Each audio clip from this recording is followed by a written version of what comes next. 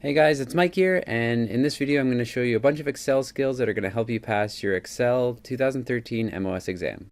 So just a note before we get started, if you want to follow along with this worksheet, I've got the worksheet, the Excel worksheet above, and the Word document with the instructions below on my website. I'll put the link in the description box for this video, or if you're like me, you can just follow along visually, and that's fine too. So we'll get started.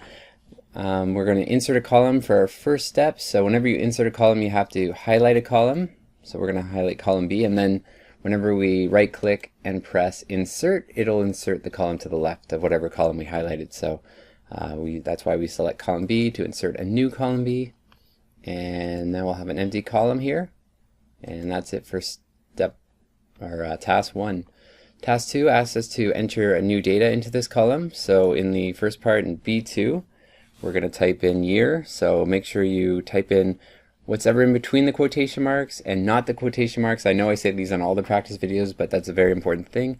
And remember to type it out exactly the way it's meant to be. So even if the instructions forget a capital letter where it should be, and they type it like that, just type it anyway, just like whatever is in between the quotation marks, okay? So now we're going to type in 2018 and work our way down.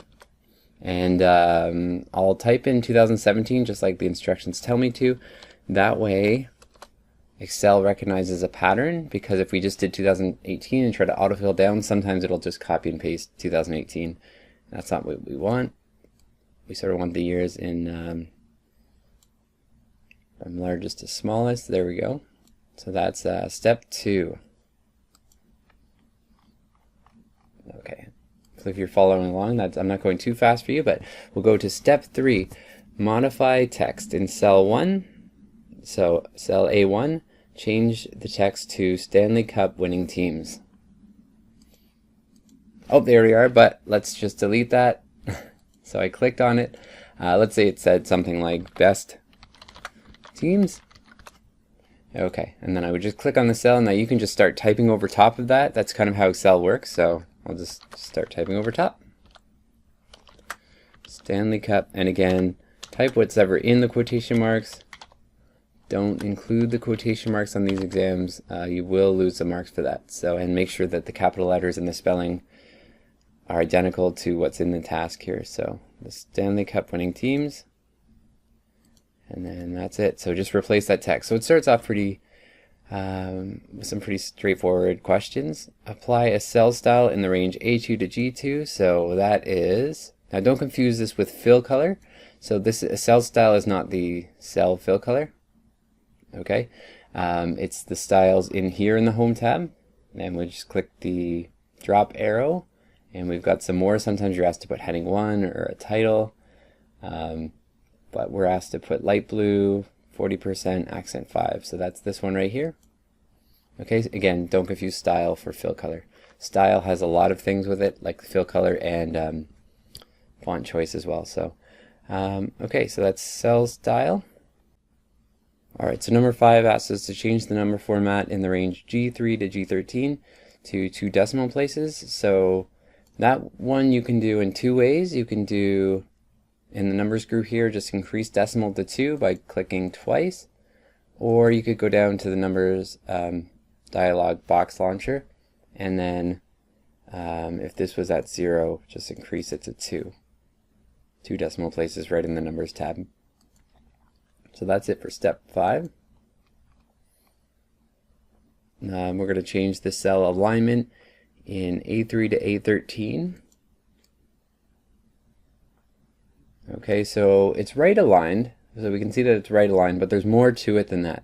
So we have to, if you see that there's more to something in the alignment, open the dialog box launcher here, and in the alignment we have the right indent, which is good. So we've got half of that. Oh, sorry, I don't have all the numbers highlighted, so make sure you highlight all of them, and then dialog box launcher. And the indent is by 1, so it's not completely to the right, it's just off of the right side. Okay, so that's what they mean by indent 1. There's a small indent from the right side, and that's what it would look like. So just a small indent from the right side. That's how we change that alignment. Step 7 asks us to name a range. So For range C3 to C13, these are the teams. Okay, so and then we're going to highlight that range. Go to formulas and then define the name. And we're going to call this teams. So again, don't put the period because the period is outside of the quotation marks, just whatever inside the quotation marks. Okay, so now when I go to, I can even check it here in the name box. If I go to teams, that range should be highlighted. So that's how I can check that I've got the right range for that name. So task 8 is about conditional formatting, and it asks us to highlight D3 to D13, but also E3 to E13. Okay, and conditional formatting is in the Home tab in the Styles group here. So we're going to go to the conditional drop arrow and conditional formatting drop arrow and select the icon set. So it says format style icon set, and it says 3 flags, but it's not that simple. So let's go to more rules. And first thing we have to do is reverse the order, because in this usually when you're dealing with, if this was something like a monetary value, the higher number would be, green, the lower numbers would be red, and the ones in between would be yellow. But this one, when it comes to scoring goals and the rank, we want to be at the lower, sort of like in golf, we want the lower score. So you want to be, if your team was good, they would score the most goals and be number 1, which would be the lowest number. If in hockey there's 31 teams, so, and there can be 32 in about 2 years. Anyway, so you don't want to be the highest number on that for goals against or goals for. So it's actually the opposite. We want to click on reverse icon order as in the instructions. So it says red flag, yellow flag, green flag. It doesn't tell you to do that, but because of the order red flag, yellow flag, green flag versus green flag coming first, we have to change this and make sure, even though I clicked on flag, or no, I thought I clicked on flag, I did not. So make sure that you had the flag one that they asked for. Okay, and so it's the 3 flags one. Yeah, it's still icon sets, 3 flags, and the first one is it greater or equal to 15?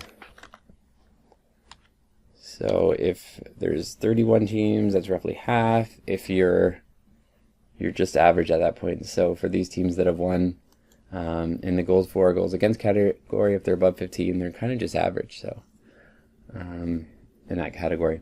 And if it's less than 15, okay, so if the value is greater than or equal to, so this is the middle number, 5. So if it's between, basically if it's between 5 and 15, it's yellow, and anything below 5 would be green or elite. Don't forget to change the number to, or type to a number. All this changes our values. Okay, so we're going to have to change the values again. So just be careful about that one. Maybe change the numbers first. And this one is less than 5. Okay, so this one by default has to be less than 5. We can't really type that in. But when we press OK, we can even check, are the ones less than 5 highlighted with a green flag? Yes, they seem to be. And then we've done that correctly. Okay, so this one is, there's 2 things to this one. Page layout. So it's kind of telling us it's in the page layout tab. And then configure page setup options. So first thing we're going to do is set the print area, and they want to set the range to be A2 to C13. So the print area, maybe we only want to print this on the first page. We'll set we'll highlight the range A2 to C13, and then set print area. But we're not done there. We have to also view the print cutoff, or the print grid line. So that's what they want. Enable the option to show print lines, and this is showing where you've selected where you want your printing to go. So that is it. That is it for step 9. Hide rows versus deleting them. So deleting them is getting rid of them. 10 is just hiding them for now. It's almost like filtering. So and we're going to hide rows 10 and 13. That's because I don't like these teams. So Boston and Detroit. who always sort of beat my team, the Toronto Maple Leafs, they can go away or hide for now. So I'm going to highlight row 10 and press Control so I can highlight multiple things at the same time. So if you want to right click and hide these rows, the quickest way to do that is to make sure that your mouse is on the rows area, so either around the 10 or the 13, and then right click and then go to hide.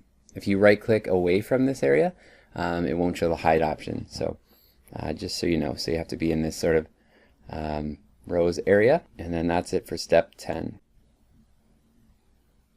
Alright, so now we're going to insert an image, which is we can get to from the insert button, and it'll be a picture from file, not online picture. So click on the pictures icon and go to documents,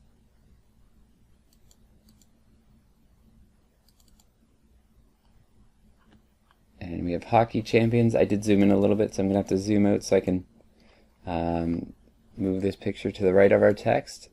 Hopefully I'm just going to resize it even though the task didn't ask me to. Hopefully on your exam you don't have a huge picture like this. Alright, so that is how we insert an image. And it said to the right of the data. It didn't tell me to place it anywhere specific, just to the right of the data. So that's exactly what I did.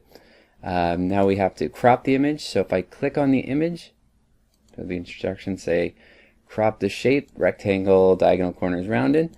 So first you have to click on the image, and that'll make this Picture Tools Format tab pop up, and then click the crop drop arrow, and then we have the option to crop to shape.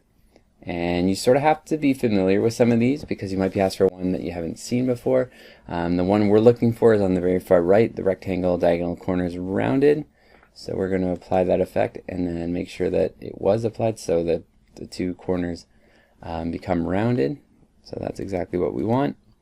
So now we have to switch worksheets. So on your exam, be careful when you have to switch worksheets or you're told to go to another worksheet or grab information from a different worksheet, that you're paying attention to that. So we have to go to the Stanley Cup wins worksheet, and then we're going to insert a count if function in the C2 that's going to look through the range A2 to A12 and see how many times Pittsburgh Penguins have won in the last 10 years. So we're going to start typing in C2 count if, and then open bracket. Now I like to do this where I start typing that and then I click on the insert function to open up this dialog box, and that'll allow me to highlight my range and then the criteria we're looking for. Remember, if you're typing in something in a formula or a function like this, like an if function or a count if function, if it's text it has to have quotations around it. So Pittsburgh Penguins spelled out, and then put quotations around that, and the result is 3, which is correct. So we've done that properly, and that's it for step 13. Now we're going to create a table from A1 to B12 by highlighting that range and then clicking on the Insert tab, clicking Table, and my table does have headers, so I would keep that option. If yours had headers and it wasn't there, check that box there, press OK. Okay, but we're not done there. We also have to name the table Cup Winners, and I should have put a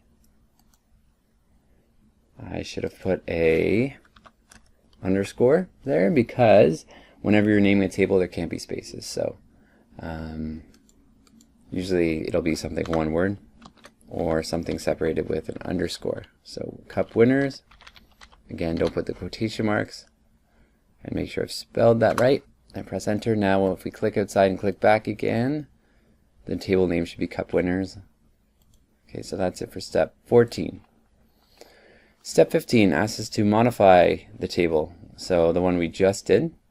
We're going to click inside, click any cell, and then the table styles, or the table tools design tab will pop up, and then we just go to the table styles group and look for white table style 18, medium style 18, so it's in the medium group, and I believe it's this one, and it is. I tested this before, but you might want to get familiar with some of these styles. So that's style 18. Enable first column style, and So that's in the table style options. That is the style for the table. Sort and filter. We're going to apply a sort and filter to the table. Range, it should say 1 to B12. Sort by teams first. So this sounds like a multiple sort, which I can find in the data tab. So I'm going to click somewhere in the cells in the table and then click sort. And we're first going to sort by teams. So teams in ascending order A to Z. And then we're going to add a level and then sort by the years. Smallest to largest would be, largest to smallest would be most current year and then going back. Smallest to largest would be the opposite. So it's at largest to smallest and then filter the teams. Yeah, so that's the organization. So we've sorted them first. So by teams first. So the teams are grouped together, and then the most recent years are at the top within those groups. Now we're also going to add a filter where we take out Boston and Detroit again. Sorry, they just keep eating my leaves, so I have to take them out. But again, you'd have to be a hockey fan to know that reference. But we're going to take out Boston Bruins and Detroit Red Wings. Press OK, and now they're gone. So it's sort of like hiding them. Again, we just filtered them out. So that's how you do sort and filter. We're going to create a 3D pie chart in the next step. And from range E1 to F7, so E1 to F7, from this information, we're going to create a pie chart. So highlight that data over there, and then pie charts is in the insert tab. And I'm going to click here, and the 3D pie chart option comes up here. And we're sort of just told to put this to the right of the data. So we see these two columns. That could be where data is stored. So I'm going to move the chart just to the right of that. Okay, so that's it for step 17. And like I said, I do have an Excel 2016 video that goes over for more advanced chart options. So you might want to check that out. And I'll put the link in the description below this video. But we'll keep going. Style 7, that's this one. Okay, so style 7, so we count over 1, 2, 3, 5, 6, 7, and that's style 7 to our chart. Chart title, wins by teams. So we'll have to, I just like, you can do this in different ways, but I just like clicking on the title and then typing in the title manually. Wins by team, and make sure it's exactly how it is here, in proper spelling, capital letters, all that. Okay, so now for step 20 in cell G2, we're actually going to type in the average function, and we're going to reference a range in a different worksheet to find the average goals scored in an 82 game season, and we're going to see what the winning teams of that year scored and what's the average among those numbers. So total goals scored in that year, we're going to find the average. So equal average, open bracket, and then we're going to click on the offense and defense worksheet and then highlight the range F3 to F12 in that. So that's our goals scored range, and we want the average. And 200 is the average, so out of 82 games, 200 is the average for winning teams scored during that 82 game season. And that is step 20. So for step 21, we're going to do something similar and add in the minimum function, which will calculate the least amount of goals scored. So minimum out of the group, equal minimum, open bracket, and then I'm going to go to the offense and defense worksheet, click that same range, so goals scored, and then I'm going to close the bracket, and that'll give us the smallest amount of goals scored in that range. So that is step 21. And then the max function is the opposite. Now we're going to look for the highest amount of goals scored by any winning team that we've selected. So we're going to type in equal max, open bracket, so this will get the highest amount. And we're going to click on the offense and defense worksheet, highlight the same range, and close the bracket. And then now we've got our highest amount of goals scored. So that So just a reminder, we did a lot of functions, but these aren't all the functions on your exam. I do have another video called Functions and Friends that you can check out. I'll put the link in the description of this video. That'll help you go through all of the possible functions you could possibly be asked on your exam. So I hope that helps. I couldn't stick them all into this example, but I did go over that in that video, so you might want to check that out. So this is the final steps, and my advice to you is if you're writing one of these exams and you only have, you're a bit short on time, and it's coming down maybe 2 minutes, skip to the final steps. There could be about 3 or 4 where you can make changes to the file options and properties that don't actually affect the file itself, so they won't change anything that you've done, which is nice. So if you're really short on time, it's coming down to the wire, and you've only got a short period of time, skip to the final steps and make some of these changes. So for example, save options would be in the file, the Backstage view, and we go to options, and in the Save tab, we would change the Save Auto Recover information every 12 minutes. Okay, so that's just a nice, quick, easy mark there. Same with the document properties. So all of the document properties are here in the Show All Properties. Some of them are up here, but you might not find what you're looking for, just like subject isn't there. So when I click Show All Properties, the subject of this file is going to be, we're going to call it hockey. Okay, again, type it in. See, that was nice and easy, very quick, and didn't change anything to this file. So if you want more help, you can check out the Functions and Friends video on the top left of your screen right now. And if you want to cover all of the functions that you'll be asked on your 2013 or 2016 Excel exam, and you can check out the video on the bottom left to see my Excel 2016 exam if you want to see other skills that even might be on your 2013 exam. Thanks for watching. I'll see you in the next one.